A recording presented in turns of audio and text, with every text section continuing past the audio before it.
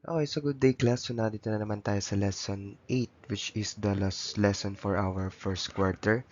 And this lesson 8 is the kasama ito sa ating monthly exam. So yung ating lesson 8 is solving system of linear equation by graphing, substitution, and elimination. Graphing, substitution, and elimination. So this is the three methods na gagamitin natin sa pag-solve ng system of linear equation. Okay, so for our objectives, so meron lang tayong isa. So at the end of the lessons, you should be able to, okay, ma-master nyo yung pagsasolve ng system of equation by graphing. So in graphing system of linear equation class, so may dalawa tayong method na kailangan gamitin.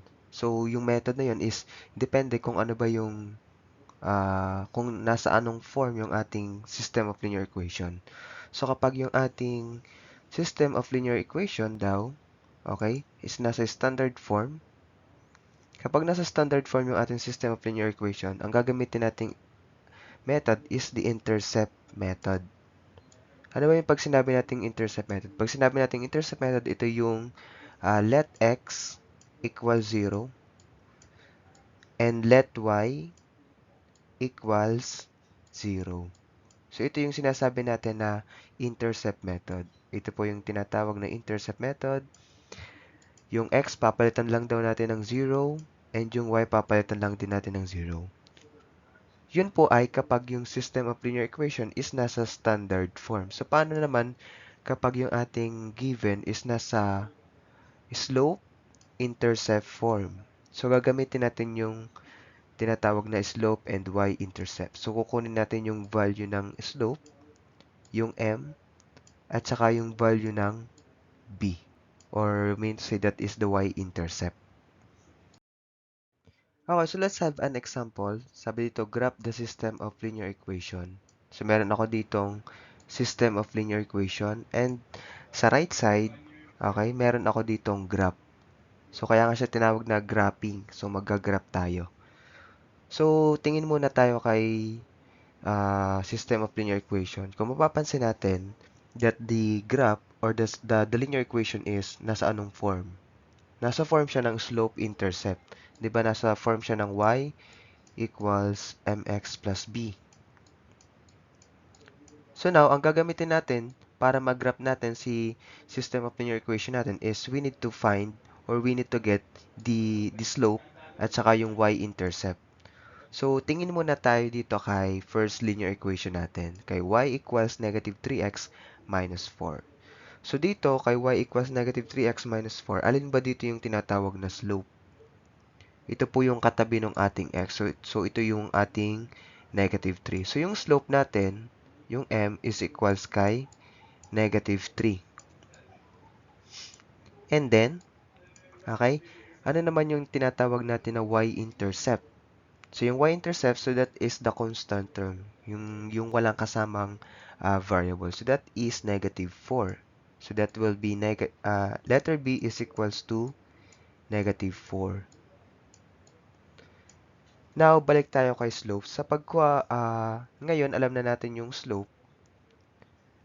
Kung mapapansin natin or babalikan natin yung mga previous lesson, nabanggit ko sa inyo yung slope which is equivalent to rise all over. Okay, rise all over run. So, sir, paano yun? Yung ating slope naman sa first linear equation is negative 3.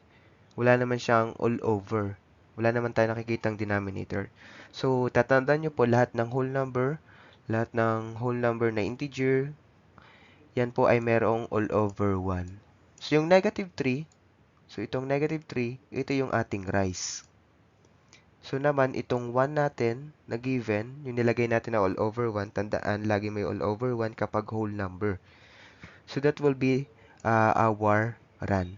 So, ito yung ating run, si 1, and then si negative 3, ito naman yung ating rise. Okay? So, now, proceed tayo kay y-intercept or dito sa ating b is equals to negative 4. So, kunin natin yung ordered pair ni y-intercept.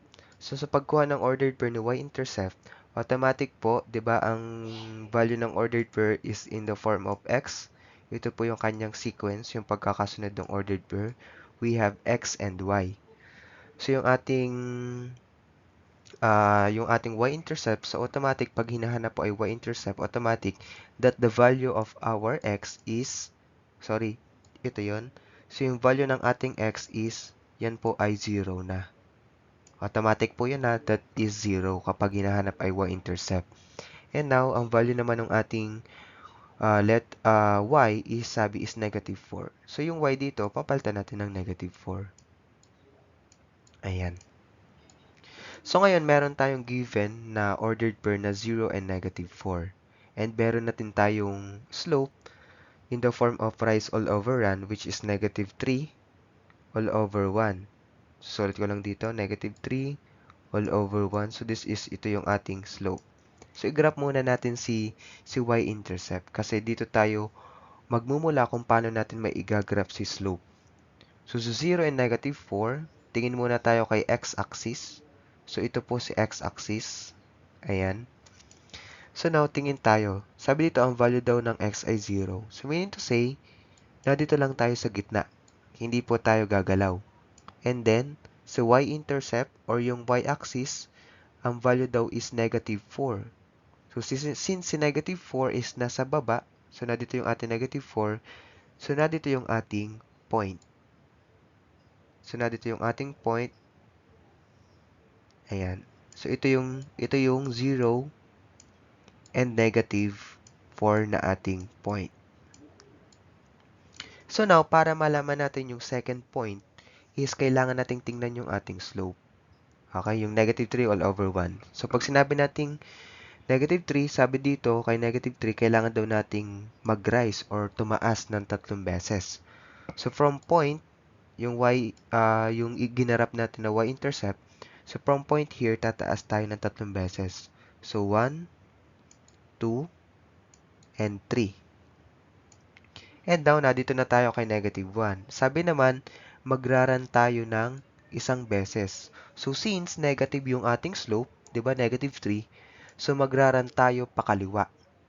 So, dito yung, tumigil tayo kay negative 1, dito yung ating hangganan, yung sa rise. So, ngayon, magraran naman tayo ng isang beses, papunta kay negative 1. So, pakaliwa tayo. So, yung ating point, second point, is na dito. So, ordered pair na negative 1 at saka negative 1. Okay? Kasi kung mapapansin natin, itong point na to, ang katapat niya po sa x-axis ay itong si negative 1. Ngayon, sa y-axis, ang katapat ng point na to is si negative 1. So, kaya yung ordered pair natin is naging negative 1 at saka negative 1. So, now, meron na tayong dalawang point. So, meaning to say, pwede na natin silang malagyan ng line. So, lagyan ko lang to ng line. Pasensya na kayo kung ito'y tabingi. Ayan. So, ito yung ating magiging line. Ayan. So, meaning to say, ito yung ating graph ng ating first linear equation na which is y equals negative 3x minus 4. So, now, proceed naman tayo kay y equals negative 3x plus 2. Same process kung ano yung ginawa natin kay first linear equation. So, kunin din natin yung slope at saka y-intercept ng ating second linear equation. So, ano ba yung ating slope sa second linear equation natin? So, we have yung katabi ng x. So, we have negative 3. So, this will be negative 3 all over. Lagyan na natin siya ng 1. Diba? Diba? Whole number naman siya. So, lagyan natin siya ng all over 1. And then, yung ating y-intercept, which is, ang binigay dito is 2. Positive 2. So, now, kunin na natin yung ordered pair ng ating y-intercept. Okay, sabi ko nga, pag kinukuha ang y-intercept, automatic that the value of x is 0. So, this will be 0. And then, ano ba yung value ng ating y-intercept? So, that is 2. So, now, meron na tayong slope and meron na tayong y-intercept na 0 and 2 na ordered pair. Okay, so i-graph din natin yon. So now, since 0 si x, so hindi na naman tayo aalis sa gitna. So nandito pa rin tayo sa gitna. And then, since positive 2, kung kanina is negative 4 tayo, ngayon naman is positive 2. So mean to say that tayo ay tataas. So nandito yung ating 1, 2. So nandito yung ating point na 0 and 2. So that is 0 and 2. Okay? And then, ayusin ko lang po itong ating graph. Wait lang.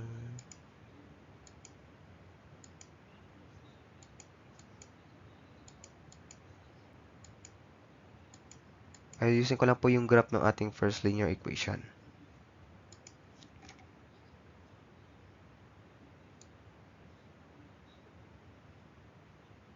Ayan.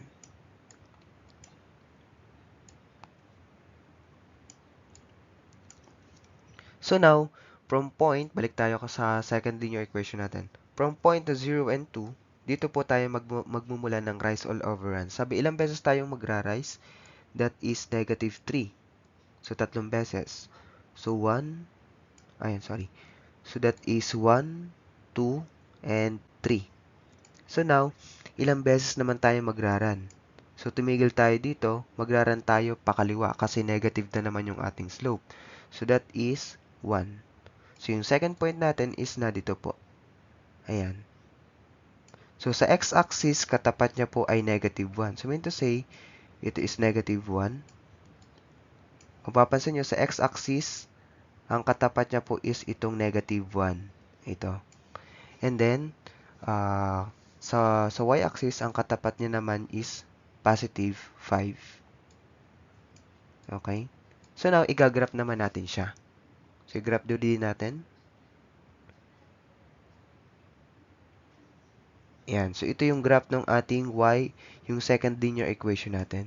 So, kung mapapansin nyo, sa graph natin is nag-intersect yung dalawang linya. So, mean to say that the types of graph is intersecting lines and one solution and consistent and independent. Okay? So, ito yung itsura ng ating graph kapag ginarap natin itong system of linear equation natin na given. So, kapag nag-intersect, mean to say that is intersecting lines. Okay, so let's proceed to the second example. Oo nga pala, class, kung may tanong po kayo dun sa first example natin, so mag-chat lang po kayo sa GC para masagot ko po kung ano yung inyong tinatanong about dun sa example natin. So, let's proceed here sa ating example number 2. So, ang given natin is 2x plus y equals 6 and 4x plus y is equals 8. So, kung mapapansin natin, yung first example natin is nasa slope intercept form. So, now, nasa anong form yung ating second example? Siya po ay nasa form ng standard. Okay, nasa form siya ng standard form. And kung mapapansin natin na kung siya ay nasa standard form, ano daw yung gagamitin nating method? Kasi pag nasa slope intercept, ang gagamitin natin is slope into intercept. And dito naman sa second example, pwedeng ganun din yung ating gamitin, pero mahabang process kung yun po yung ating gagamitin. So, ngayon, ang gagamitin natin is the intercept method. Okay? So, pag sinabi natin intercept method, ulitin ko lang uli. So, let x equal 0. So, lahat ng x, papalitan lang natin ng 0. And let y be equal to 0. So, lahat ng y, papalitan lang natin ng 0. Kasi, para makuha natin yung value ng x and value ng y. Okay? So, unahin muna natin yung first linear equation natin. So, meron tayong 2x plus y. Okay, 2x plus y equals 6. Okay? So, now, unahin muna natin itong x equals 0. So, dito sa ating first linear equation, si 2x plus y equals 6, itong x, papalitan ko lang ng 0. So, magiging 2 multiplied by 0, okay, plus y Si y, hindi ko siya papalitan ng 0 kasi ito yung hahanapan ko ng value. So, y equals 6. Only x yung ating papalitan ng 0. So, 2 times 0, 2 multiplied by 0 is 0. Plus y equals 6. So, 0 plus y is equivalent to y equals 6. So, meaning to say, kapag ang value ng x natin is 0, kapag isinubstitute natin ito dito, yung x pinalitan natin ng 0, ang magiging value pala ng ating y is equivalent to 6. So, now, yung y equals to 6, gagawin natin siyang ordered pair. Diba ang ordered pair is in the form of x and tsaka y. So, ano ba yung ipinalit natin kay x? Yung pinalit natin kay x ay 0. So, ito ay magiging 0. And then, ano yung nakuha nating value ng y? So, that is 6. So, kaya siya naging 0 and 6. So, now, tapos na tayo kay x is equals to 0. Ngunit, nandito pa rin po tayo sa ating first linear equation. Kasi ngayon naman, ang papalitan naman natin ng value, kung kanina si x yung pinalitan natin ng 0, ngayon ang papalitan naman po natin ng value is si y. So, si y papalitan natin ng 0. So, isulat ko lang si 2x plus. So, now, what is the value of y ngayon? Sabi dito, y is equivalent to 0. So, papalitan ko lang yan ng y ng 0. And then, 2x plus 0 is simply 2x equals 6. So, now, kailangan lang po ang matira sa left side is the variable only. So, para matanggal natin si 2, i-divide ko lang siya by 2. By 2. So, makakancel natin si 2 kay 2x. So, magiging ang value ng x is 6 divided by 2. Okay, 6 divided by 2 is simply 3. So, now, meron na tayong nakuhang value ng x which is 3. So, now, ang gagawin natin naman, gawin naman natin siyang ordered pair. So, ano yung value ng ating x? So, that is 3. So, now, ano naman yung value ng ating y? Yung y, ito yung ipinalit natin. So, ito yung magiging value ng y is ito yung 0. Kasi ito yung ipinalit natin kay y. So, meaning to say, the graph will be depend kapag pinalitan natin yung x at saka y ng 0. So, i-plot natin yung first ordered pair na nakuha natin, which is 0 and 6. So, since ang value daw ni x ay 0, tingin lang tayo kay y-intercept. Kay x-intercept dito po. Ayan, sa may guhit na kulay green. So, since ang value ni x ay 0, so nandito lang tayo sa origin. So, hindi tayo makakaalis sa x axis. So, now, ano naman yung value ng y? So, that is positive 6. So, meaning to say, yung positive 6 nasa taas. So, nandito yung ating 1, 2, 3, 4, 5, 6. So, nandito yung ating value ng, tama ba? 1, 2, 3, 4, 5, 6. So, nandito yung ating value ng 0 and 6.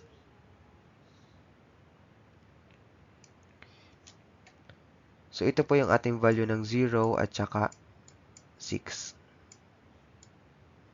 Okay? So, now, dito naman tayo sa second. Ang sabi dito, 3 and 0. Ngayon, tingnan ulit tayo kay x-axis, nasan si 3? Positive 3. So, nandito si positive 3.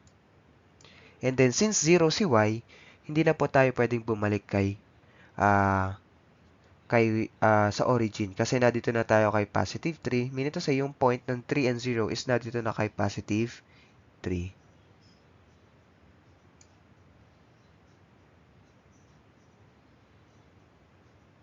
So, ito yung ating 3 and 0. Okay, so kung i-graph natin to, ganito po ang kanyang kalalabasan. Ayan. So, this is the graph of the first linear equation natin. Si 2x, ito yung 2x plus y equals 6. 2x plus y equals 6. So, ito yung itsura ng graph ng 2x plus y equals 6. So, now, proceed na tayo kay second linear equation natin, kay 4x plus y equals 8. So, same process yung gagawin natin. So, gawin lang uli natin kung ano yung ginawa natin kay first linear equation. So, burahin ko lang kasi hindi na magkakasya yung ating second linear equation. So, mas maganda habang nagdi-discuss ako is nagno-notes kayo para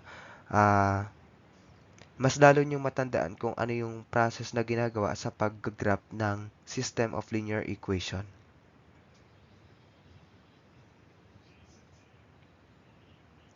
Okay, yan. So, now, proceed tayo kay 4x plus y equals 8. So, isulat ko lang si 4x plus y equals 8. Ayan. So, meron tayong 4x plus y equals 8. Ang gagawin naman natin dyan, kung ano yung ginawa natin kay first linear equation. So, unahin muna natin si x. So, si x, papalitan ko daw ng 0. So, magiging 4 multiplied by 0 plus y equals 8. Okay, 4 times 0 plus y equals 8. So, 4 times 0 is simply, any number multiplied by 0 is simply, the answer is 0. So, magiging y equals 8. So, now, ang 0 plus y is simply y equals 8. Ayan. So, yung ordered pair natin, since ang nakuha natin value is 8, ano ba yung ipinalit natin kay x? So, that is 0. So, now, ano yung lumabas na value ng y? So, that is 8. Ayan. So, now, proceed naman tayo. Papalitan naman natin itong value ng y ng 0 naman. Susulat ko lang ulit. 4x plus y equals 8. So, magiging 4x plus, ano yung value doon ng y? That is 0. So, papalitan ko yung y ng 0 equals 8. Okay? So, 4x plus 0 is simply 4x equals 8. Okay? So, i-divide natin by 4 kasi kailangan na matira lang po sa left side is simply the variable. So, i-divide ko lang by 4. And then, makakancel. Makakancel si 4. And, ang matitirang value ni x is 8. Itong 8 divided by 4 is simply 2. And, ang ordered pair natin, since nakuha nating value kay x ay 2, so this will be magiging 2. And then, ano ba yung ipinalit natin kay y? Ang pinalit natin kay y is 0. So, si y, siya naman yung magiging 0. Sa una, ang naging 0 po is yung ating x. Okay? Sa pangalawa naman, na pagsosolve nyo, is ang magiging 0 naman is si y. So, i-graph natin si 0 and 8 at saka si 2 and 0. So, tingin ulit tayo kay x-axis. Nasaan si 0? So, nasa origin, nasa gitna. And then, nasan si positive 8? Si positive 8 is ito po ay nasa y-axis. So, since positive siya, means say, ito po ay nasa taas. So, na dito si 0 and 8. Ayan. So, ito yung 0 and 8. So, now, proceed naman tayo kay 2 and 0. So, since may value na tayo ng x, so, punta tayo kay x-axis. Sabi dyan is positive 2. So, nandito si positive 2. And since 0 si y-axis, hindi na po tayo aalis kay positive 2. So, nandito na yung ating point. So, the graph ng ating second linear equation is ganyan. So, kung papansin nyo, nag-intersect pa rin yung ating second example, meaning to say that is intersecting lines, one solution, and consistent and independent. Okay, so kung may tanong kayo dito about sa second example is magtanong lang po ulit kayo sa ating GC. Okay? And now, for this last one, ito na po ay inyong exercise. Okay? So, ito po ay sasagutan nyo sa inyong notebook. Sasagutan nyo po ito sa inyong notebook. So, ito po ay nag-iisa lang. So, kung mapapansin nyo, ang given po ay nasa standard form. So, ang gagamitin nyo po dyan is the intercept method. So, papalitan nyo lang yung x ng 0 And then at the same time, si y naman, papalitan nyo naman ng 0. And then, after nyo makuha yung mga ordered pair, na-solve nyo na yung x at saka y, ipa-plot nyo naman yung mga points sa ating graph. Okay? And then, you are going to tell kung siya ba ay intersecting lines, parallel lines, or coinciding lines. Okay? So, kung may tanong, magtanong lang po uli kayo sa GC. So, that will be all for lesson 8, yung sa graphing ng system of linear equation. So, sa sunod na lesson, ito naman po ay about substitution. Okay, so thank you and God bless.